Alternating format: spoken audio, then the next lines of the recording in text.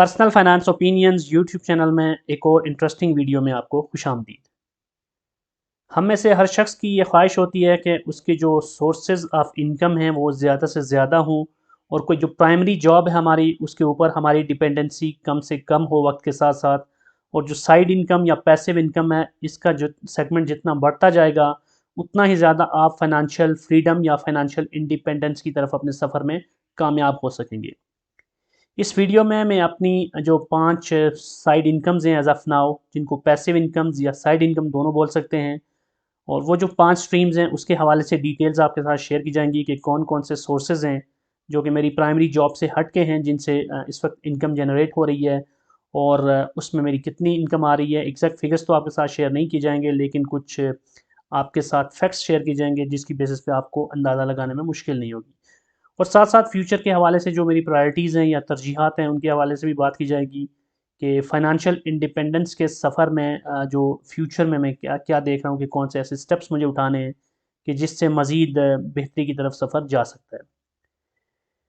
याद रहे कि ये वीडियो जस्ट एक फूड फॉर थॉट होगी आपके लिए, और ये एक एजुकेशनल वीडियो है, और इसका मकसद ये है कि आपको भी ये सोचने पे मजबूर किया जाए कि अगर आप एक प्राइमरी जॉब कर रहे हैं इस वक्त या आपका एक प्राइमरी सोर्स ऑफ इनकम है, तो उससे हटकर भी आप मल्टीपल स्ट्रीम्स के साथ इनकम जनरेट कर सकते हैं, और बेहतर तौर पे आप जो डिफरेंट लेवल्स होते हैं फाइनेंशियल इंडिपेंडेंस के उसको अचीव कर सकते हैं। ये वीडियो एजुकेशनल पर्पज़ के लिए है और ये कोई फाइनेंशियल एडवाइस नहीं है। अब अगर मैं अपनी पहली इनकम स्ट्रीम की बात करूं जो कि मेरे लिए पैसिव इनकम जनरेट कर रही है और एक कंसिस्टेंट इनकम जिससे आ रही है, वो मेरी वेबसाइट्स या ब्लॉग्स हैं। इस वक्त मैं दो ऐसी वेबसाइट्स या ब्लॉग्स को ऑन कर रहा हूं कि जहां पर एक अच्छी खासी ट्रैफिक आ रही है और उससे अच्छी अर्निंग जनरेट हो रही है in the form of AdSense revenue.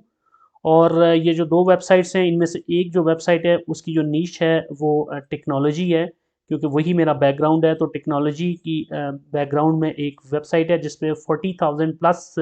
Views आ रहे हैं मंथली। तो उसकी बेसिस पे वहाँ पर जो एडसेंस की इनकम है वो जनरेट हो रही है, और इसमें सबसे इम्पोर्टेंट पॉइंट ये है कि ये जो मेरी ट्रैफ़िक है इसमें जो एक बड़ा सेगमेंट है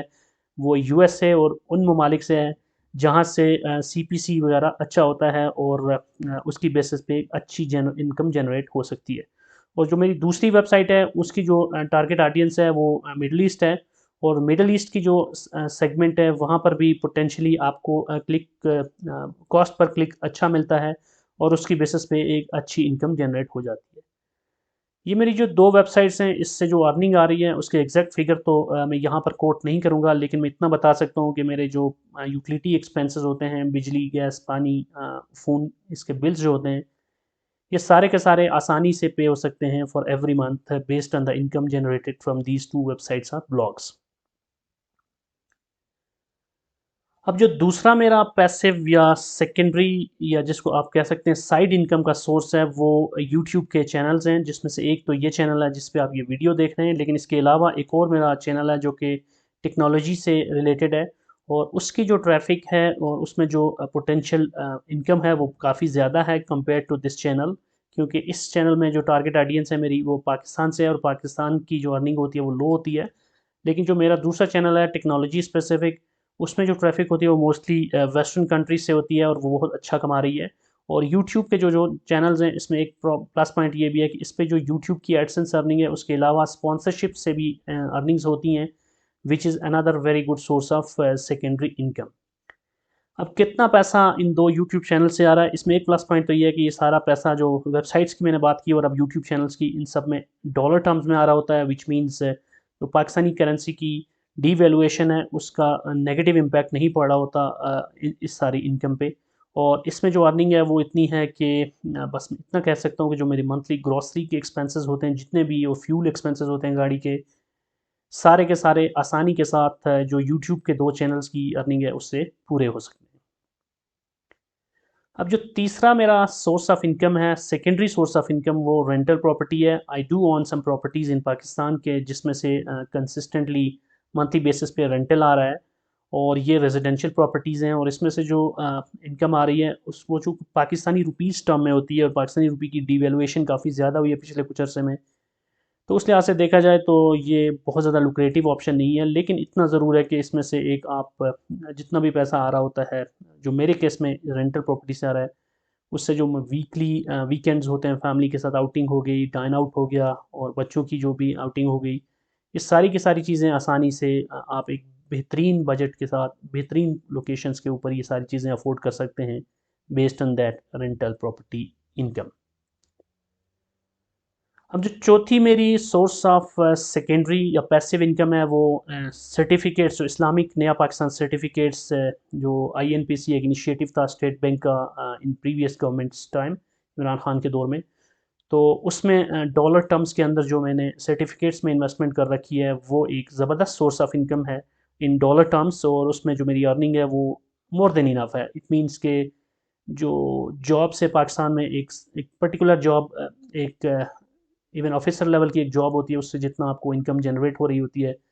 उससे कहीं ज़्यादा इनकम यहाँ से जनरेट हो रही है। लेकिन इसमें इंपॉर्टेंट चीज़ ये है कि आपके पास पहले से कितना पैसा मौजूद है उसी की बेसिस पे मिल रहा है ऑफ कोर्स, और आपको उस वो पैसा इन्वेस्ट करना पड़ता है। तो बीइंग एन ओवरसीज़ पाकिस्तानी, जो ओवरसीज़ हैं वो डॉलर्स के अंदर रोशन डिजिटल अकाउंट के ज़रिए जो फॉरेन करेंसी पाउंड है, डॉलर है, यूरो है, या इवन PKR में भी, तो मल्टीपल ऑप्शंस हैं जिसमें इस्लामिक नया पाकिस्तान सर्टिफिकेट्स में फॉर 3 मंथ्स, 6 मंथ्स, 1 ईयर और 3 ईयर्स और इवन 5 ईयर्स, तो इसमें इन्वेस्ट कर सकते हैं और फिर उस पर इस्लामिक प्रिंसिपल्स के बेसिस पे आपको एक स्पेसिफिक प्रॉफिट मिल रहा होता है, जो कि अप एंड डाउन भी हो सकता है। लेकिन ये है कि ओवरऑल एक अच्छा सोर्स है इन डॉलर टर्म्स, क्योंकि उसमें आप जो रुपी की इन्फ्लेशन है उसके अगेंस्ट भी आपको हेज मिल रहा होता है, और साथ साथ उस पर आपको एडिशनल जो प्रॉफिट आ रहा होता है। तो that's really a great source of secondary income. अब जो मेरा पांचवा सोर्स है वो पाकिस्तान स्टॉक मार्केट में इन्वेस्टमेंट है, और पाकिस्तान स्टॉक मार्केट में मैं पिछले काफ़ी अरसे से इन्वेस्ट कर रहा हूँ। और मोस्टली जो मेरी इन्वेस्टमेंट है उसमें मैं 80-20 रूल को यूज़ करते हुए 80% जो मेरी इन्वेस्टमेंट है वो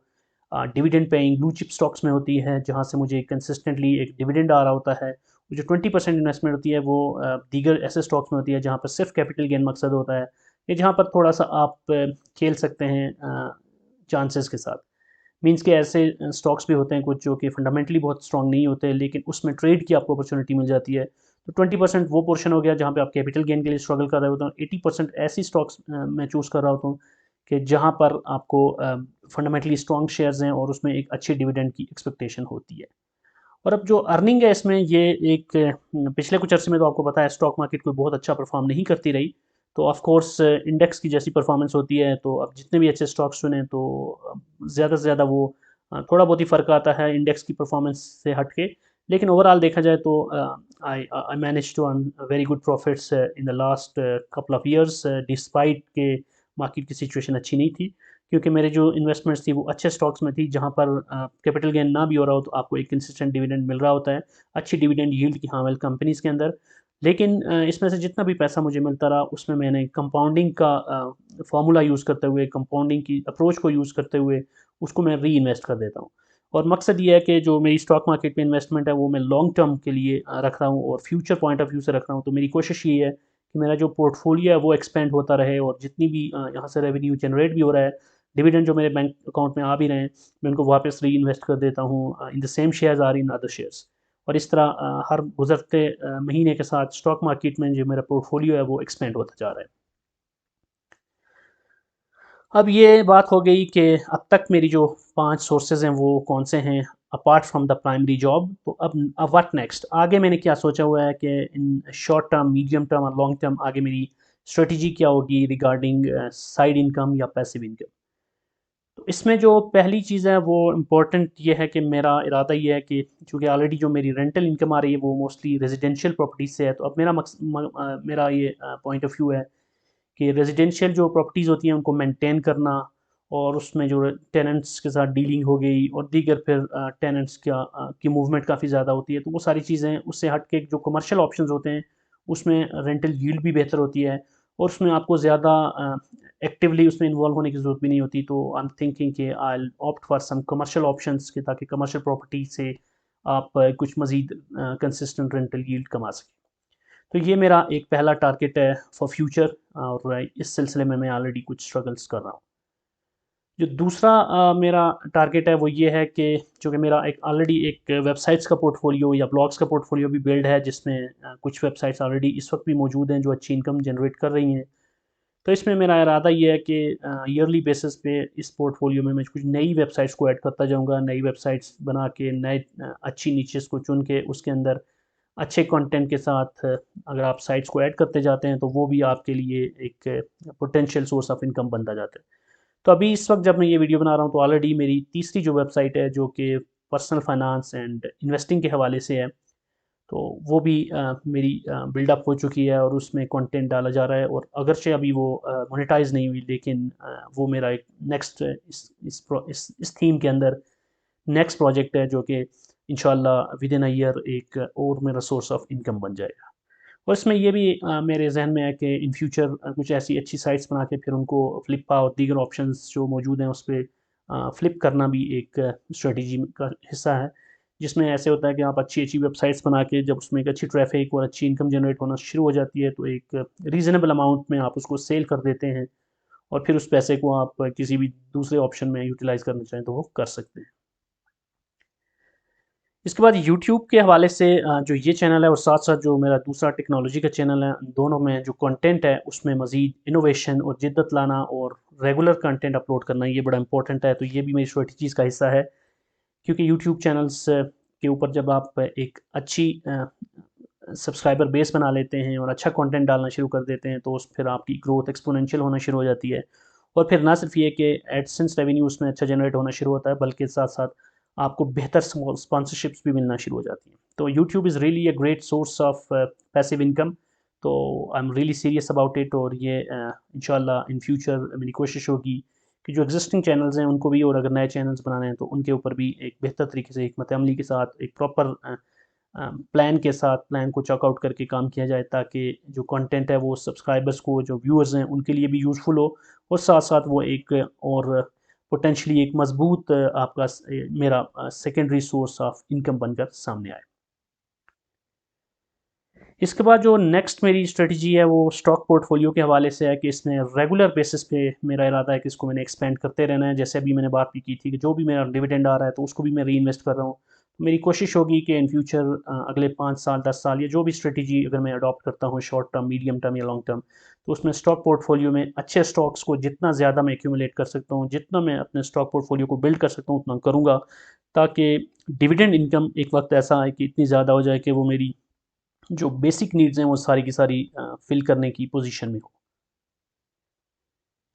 इसके साथ-साथ जो एक और मेरा टारगेट है वो ये है कि जो वेबसाइट्स या फिर जो मेरे ब्लॉग्स हैं या इवन यूट्यूब चैनल्स हैं तो इसमें एडसेंस की जो इनकम है सिर्फ़ और सिर्फ़ उसके ऊपर सोली रिलाय करने की बजाय जो एफ़िलिएट इनकम के ऑप्शंस हैं उसको भी ज़्यादा से ज़्यादा एक्सप्लोर किया जाए। क्योंकि अमेज़न एफ़िलिएट और दीगर जो एफ़िलिएट ऑप्शंस होते हैं वो बहुत अच्छा आपको पे करते हैं, कमीशंस वहाँ पे बहुत अच्छी होती हैं और अगर आप एफ़िलिएट इनकम बेस्ड वेबसाइट्स बनाते हैं तो वो कंपेयर टू एडसेंस अर्निंग बहुत बेहतर आपको रेवेन्यू जनरेट करके दे सकते हैं। इसमें ये भी है कि मेरा एक जो चैनल है जिस पे टेक्नोलॉजी से रिलेटेड है तो वहाँ पर ना सिर्फ अमेज़न बल्कि जो मुख्तलिफ यूडेमी और दीगर जो इस तरह के एजुकेशनल प्लेटफॉर्म्स होते हैं तो उनको भी बतौर एफिलिएट यूज़ करके वहाँ पर ना सिर्फ ये कि एफिलिएट इनकम जनरेट की जा सकती है, बल्कि डिफरेंट किस्म के जो टेक्निकल कोर्सेज़ हैं वो भी उसके साथ अटैच किए जा सकते हैं, अपने कोर्सेज़ भी बनाए जा सकते हैं और फिर उन कोर्सेज़ को सेल करके भी एक अच्छा रेवेन्यू जनरेट किया जा सकता है। लास्ट बट नॉट लीस्ट एक और जो बड़ा इंपॉर्टेंट ऑप्शन है वो जिसको मैं एक्सप्लोर कर रहा हूँ वो है ज्योग्राफिकल डाइवर्सिफिकेशन का, क्योंकि पाकिस्तान के अंदर ही सारी आपकी इन्वेस्टमेंट्स ये सारी चीज़ें पाकिस्तान के अंदर करना ये सफिशिएंट नहीं है। इस वक्त जो सिचुएशन है उसमें आई थिंक कि पाकिस्तान से बाहर आपका कुछ ज्योग्राफिकली डाइवर्सिफाइड पोर्टफोलियो होना और दीगर ममालिक में या दीगर रीजन्स के अंदर भी मुख्तलिफ तरह की इन्वेस्टमेंट्स का होना बहुत ज़रूरी है। तो that's another option that I am looking into and I am exploring different options and avenues regarding this diversification strategy. तो ये थी कुछ इंपॉर्टेंट हाई लेवल की स्ट्रेटजीज़ और कुछ मेरी एग्जिस्टिंग साइड इनकम के हवाले से डिटेल जो आपके साथ शेयर करने का मकसद ये था कि आपके लिए भी ये फूड फॉर थॉट्स साबित हो और आप भी अपने जो स्ट्रेटजीज़ हैं, आपकी जो इन्वेस्टमेंट गोल्स हैं उसके अंदर इसी एंगल से या इससे मिलते जुलते एंगल से सोचें और कोशिश करें कि ज़्यादा से ज़्यादा सोर्सेज से आप इनकम जनरेट कर सकें, क्योंकि सिर्फ एक सोर्स ऑफ इनकम जो होता है वो आपके लिए एक बहुत ही रिस्की ऑप्शन होता है। फॉर एग्जांपल अगर कोई जॉब कर रहा है तो अगर वो खुदा न खास्ता वो जॉब छूट जाती है, कुछ भी हो जाता है, तो देन ऐसा नहीं होना चाहिए कि आप रोड पे आ जाएं, बल्कि आपके पास ऐसे ऑप्शंस मज़ीद होने चाहिए और ये वो ऑप्शंस हैं जो कि आप उस वक्त क्रिएट करें जब आपके पास ऑलरेडी आपका प्राइमरी सोर्स एक स्ट्रांगली आपको इनकम जनरेट करके दे रहा हो। क्योंकि प्राइमरी सोर्स के छूट जाने के बाद अगर आप इन चीज़ों पे सोचेंगे तो then it will be very late. So it's important कि आप अभी से अपनी स्ट्रेटजीज़ को ऐसे बनाएं कि आपके पास साइड इनकम अच्छी से अच्छी जनरेट होना शुरू हो जाए।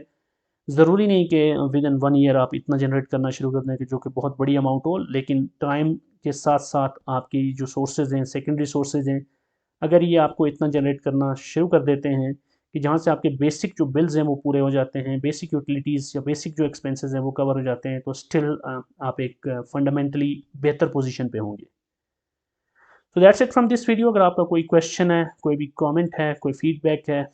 कोई सजेशन है तो आप कमेंट सेक्शन में लिख सकते हैं। और अगर आपको ये वीडियो पसंद आई है तो चैनल को सब्सक्राइब करना, वीडियो को लाइक करना और बेल आइकन को प्रेस करना मत भूलिएगा। Thank you very much.